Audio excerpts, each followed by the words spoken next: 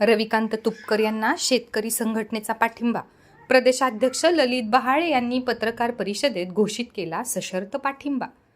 शेतकरी नेते तथा अपक्ष उमेदवार रविकांत तुपकर यांना एकीकडे जनसामान्यातून तर पाठिंबा मिळतच आहे, तर दुसरीकडे राजकीय पक्ष सुद्धा पाठिंबा देत आहेत. आज शरद जोशी प्रणीत शेतकरी संघटनेने अपक्ष उमेदवार रविकांत तुपकर यांना 10 मुद्द्यांना धरून पाठिंबा दिला आहे. आज बुलढाण्यातील पत्रकार परिषदेत शेतकरी संघटनेचे प्रदेशाध्यक्ष ललित बहाळे यांनी पाठिंब्याची घोषणा केली आहे.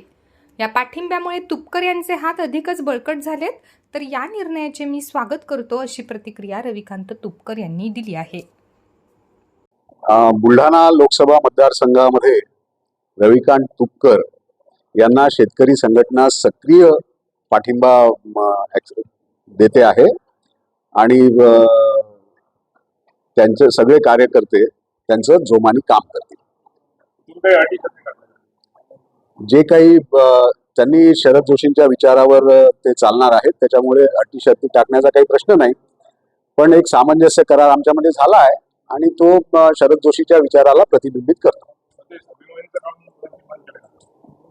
ते त्यांना विचारायला लागेल. तुम्हाला मला विचारून काय कर बिल्ला आहे त्यांना त्यांनी सामंजस्य करार केला ते करू. बुलढाणा लोकसभा मतदारसंघातनं मी स्वतंत्रपणाने निवडणुकीला सामोरं जातो आहे. जनतेचा प्रचंड पाठिंबा त्या ठिकाणी मिळतो आहे आणि ही निवडणूक जनता विरुद्ध नेते म्हणजे धनशक्ती विरुद्ध जनशक्ती अशी होणार आहे. एका बाजूला दारू मटण ढाब्यावर पार्ट्या देणारे नेते आणि दुसऱ्या बाजूला चटणी भाकर खाऊन आम्ही लढणारे साधे कार्यकर्ते, अशी निवडणूक होणार आहे. विजय हा सामान्य माणसाचा होणार आहे. आज स्वर्गीय शरद जोशी साहेबांच्या विचारानं ही चळवळ पुढे नेण्याचा एक विचार या ठिकाणी मांडला गेला आणि शेतकरी संघटनेनं मला या बुलढाणा लोकसभा मतदारसंघामध्ये पाठिंबा दिला. त्याबद्दल मी शेतकरी संघटनेच्या राज्य पातळीवर आणि बुलढाणा जिल्ह्यातील सगळ्या नेत्यांचे मनापासून आभार मानतो.